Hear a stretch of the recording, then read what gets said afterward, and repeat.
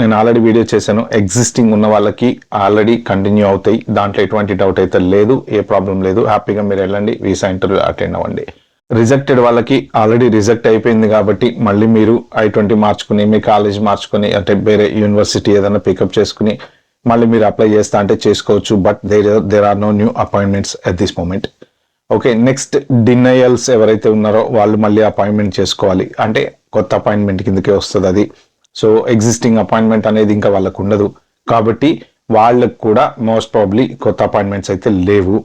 ఎవరైనా visa appointment slots ఉన్న వాళ్ళు రీస్కెడ్యూల్ చేసుకోవచ్చా అని నన్ను ఒక 2-3 అడిగారు మొన్న.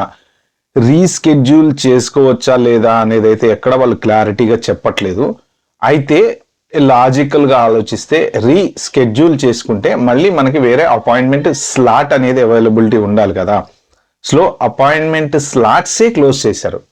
అంటే ఇప్పుడు ఇచ్చిన ఇంటర్వ్యూ స్లాట్స్ ఎంతవరకు అయితే ఇచ్చారో అంతవరకు పోను, ఇంకా కొత్త అపాయింట్మెంట్ స్లాట్స్ అనేవి ఓపెన్ లేవు, ఇంకా అసలు లేవు. కాబట్టి రీస్కెడ్యూల్కి పాసిబిలిటీ ఉండదు కదా.